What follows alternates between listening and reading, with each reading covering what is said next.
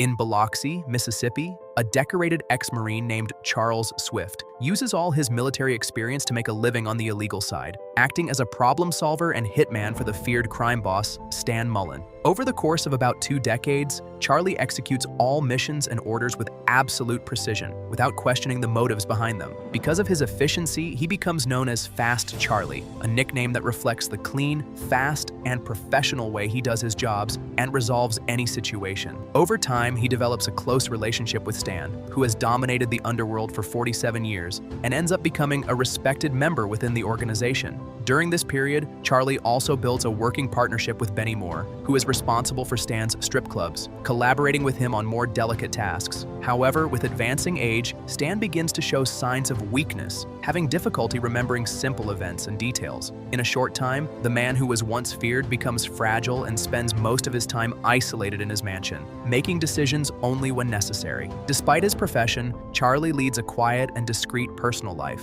living alone in the suburbs of Biloxi. On a normal morning inside his impeccably clean house, he gets ready calmly, puts on his suit, drinks coffee while reading the newspaper, and prepares to leave for a mission that is different from the usual. This time, instead of working alone, he receives an order from Stan to accompany a young, aspiring criminal known as Blade. The mission consists of eliminating a man named Rollo Kramer and delivering the body to Beggar Mercado, a rising man in the New Orleans underworld. Even preferring to act alone, Charlie cannot convince Stan to change the decision. Blade finally appears carrying a box of donuts and talking non-stop about a plan he considers smart to lure the target. Without wasting time, the two head to Rollo Kramer's house during the trip, and upon arriving at the location, Charlie observes Blade's relaxed and unprofessional behavior, internally questioning how someone like that was placed on such an important mission. When they park, Charlie stays in the car while Blade runs to the house. However, instead of acting directly, Blade just delivers the box of donuts and returns quickly. But soon the explanation arises when an explosion occurs inside the house, revealing that this was the young man's plan.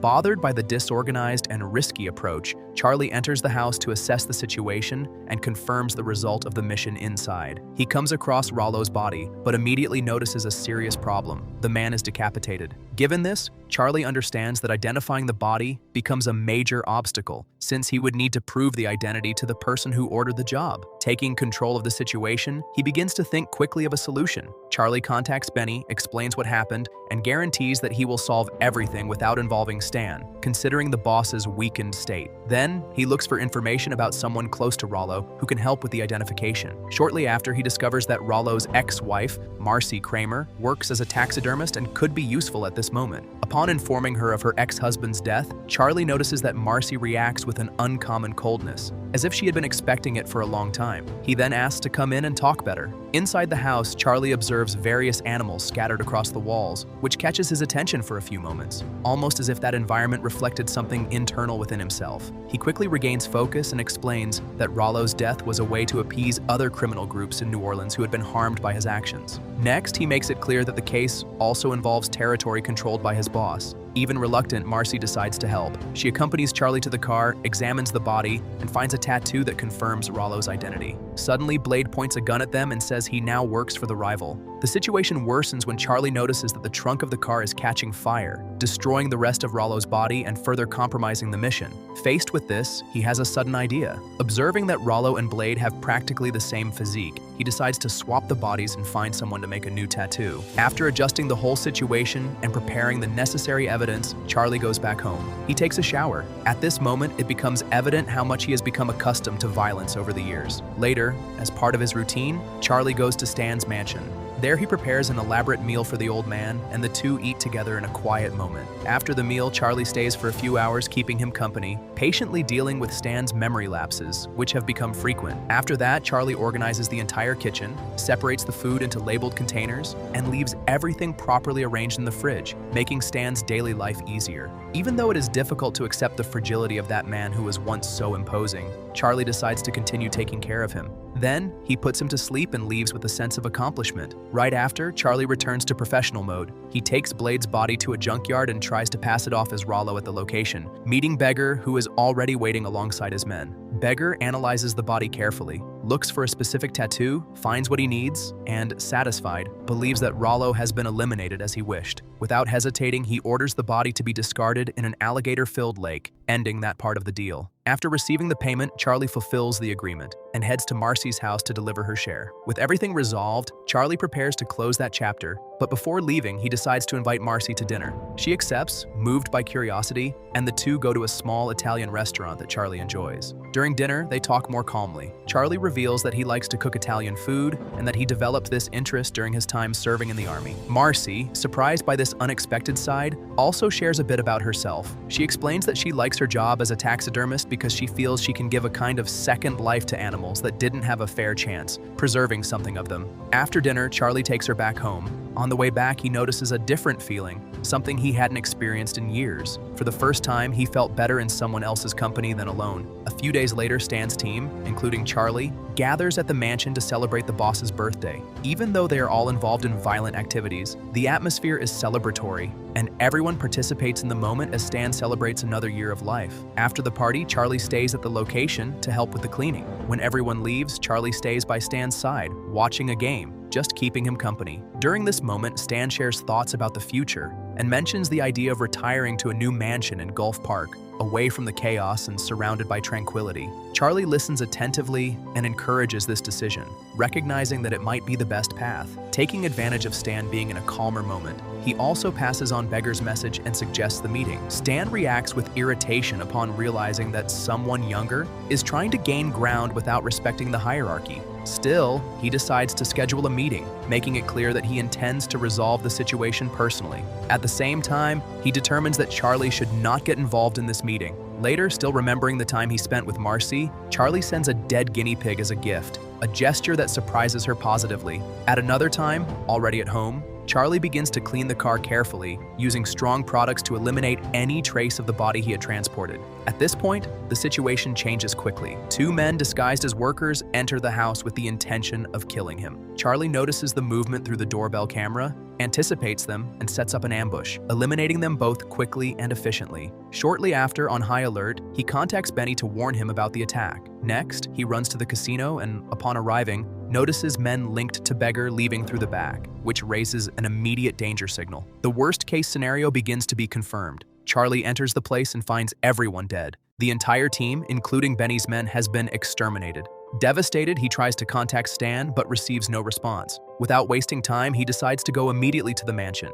Inside the mansion, Charlie finds even more bodies scattered around, confirming that the attack was total. All of Stan's trusted men are dead, with no signs of organized resistance. Bearing the weight of the situation, he heads to the boss's bedroom and finds his body next to the bed, which indicates that Stan did not survive either. While absorbing the loss of the man he worked with for over 20 years, he realizes an attack of that level against such a well-protected structure should not happen so cleanly and coordinated without some kind of internal flaw. This realization makes him start suspecting everything: how someone managed to take down Stan and his entire team at the same time without raising suspicions beforehand. Determined to find out what really happened, Charlie schedules a meeting with Benny. During the conversation, he immediately finds the behavior of his old partner strange, showing an abnormal calmness in the face of such a great tragedy. This immediately raises a red flag. The situation worsens when Benny refuses to authorize any action against Beggar, justifying that he is too profitable to be eliminated. Furthermore, he shows a different vision, defending the need for change and opening up to new leadership within the organization. Charlie realizes that this stance does not align with what they lived through during all those years. Even trying to maintain respect, he leaves the meeting with even more doubts, especially for not getting a clear explanation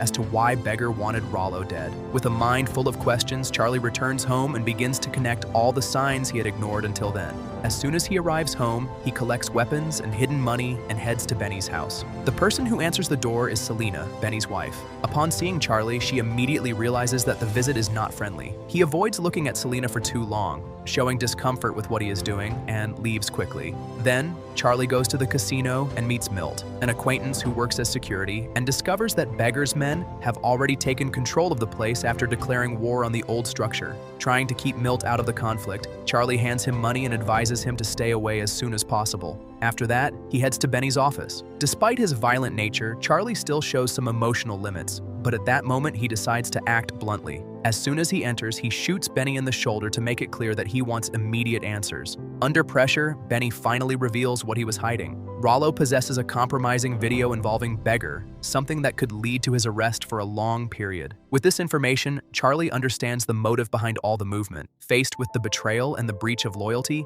he makes his decision and kills Benny not only for the choice he made, but for having abandoned the principles that sustained the organization for so many years. Upon leaving the casino, Charlie begins his search for Beggar, but ends up being surprised and cornered by one of his henchmen. At the critical moment, Milt appears and manages to help him, allowing Charlie to escape the situation. After that, Charlie continues his investigation and starts to observe one of Beggar's main men, named Tom. During this period, he receives a call from Marcy thanking him for the gift, but he keeps his focus on the mission. Following Tom's movements, Charlie arrives at Rollo's old house, where the man goes looking for the compromising video. Charlie enters discreetly and follows his steps, and eliminates him as soon as he has the opportunity. After this, he takes Tom's cell phone and discovers crucial information. Beggar is planning to attack Marcy and search her house looking for the video. Before he can react calmly, BR himself gets in touch using Tom's cell phone, making it clear that there is now a direct confrontation between the two sides. Meanwhile, two of Beggar's men are already at Marcy's house waiting for the right moment. As soon as she arrives, they capture her and take her inside, beginning an intense search for the video. Even under pressure, Marcy maintains her calm. She analyzes the situation, acts quickly, and manages to eliminate one of the invaders. Trying to escape, the second man catches up to her, but she reacts again and manages to defeat him too. Alone, she manages to survive the attack. When Charlie arrives at the house, he is impressed by what Marcy managed to do alone, and at the same time feels relief realizing she is fine. Without wasting time, the two put the bodies in the car. And while doing this, Marcy reveals important information. Rollo had sought her out recently and offered $50,000 to help him hide, while he put an extortion scheme into practice. Hearing Charlie talk about his intention to go to New Orleans in search of the video, Marcy decides to accompany him. Besides the proof, she also wants the money, since that could completely change her life. Before hitting the road, they stop by a lake full of alligators to get rid of the bodies, ensuring they leave no traces. After that, they continue their journey towards New Orleans. During the trip, the two start to get to know each other better. Marcy comments that the university in Baton Rouge showed interest in her work, and even offered a position as a director at a natural history museum. However, she still needs a certification that has a high cost, making the money even more important for her future. Hours later, they arrive at Charlie's hideout in New Orleans. As usual, he handles the situation the way he knows how, preparing an elaborate dinner. This time, however, with someone who truly appreciates the gesture. During the meal, Marcy gathers the courage to bring up a delicate subject that had been occupying her thoughts. Charlie, in turn, reflects on Stan and acknowledges internally that his old boss deserved a better end,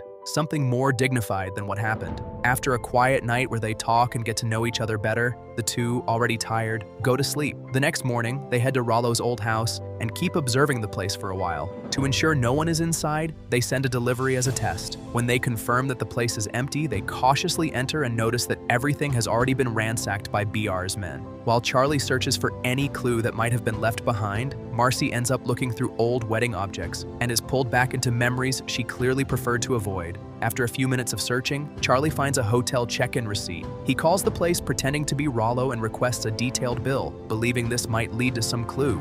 Next, he decides to go to the hotel personally. Marcy chooses to stay at the house, reviewing other objects and gathering some belongings that were left behind since the divorce. At the hotel, Charlie carefully searches for any relevant indication, but finds nothing useful. Frustrated, he decides to leave. However, upon entering the elevator, he comes face to face with Lloyd, BR's main enforcer. The situation quickly turns into a confrontation. Lloyd starts the pursuit and the two exchange gunfire, turning the hotel into a scene of chaos. Charlie avoids the busiest areas and tries to escape through the service stairs. After narrowly escaping a few times, he ends up cornered and makes a risky decision to throw himself down a laundry chute. Inside the tight space, he tries to remain silent. Lloyd reaches the laundry room, suspects the situation, and starts shooting inside the chute. One of the shots hits Charlie's leg. Even in intense pain, Charlie manages to stay completely still, controlling his breathing and avoiding making any noise that would reveal his position. The situation only changes when the sound of police sirens approaches, forcing Lloyd to flee. Later, Marcy returns to the hideout and finds Charlie injured,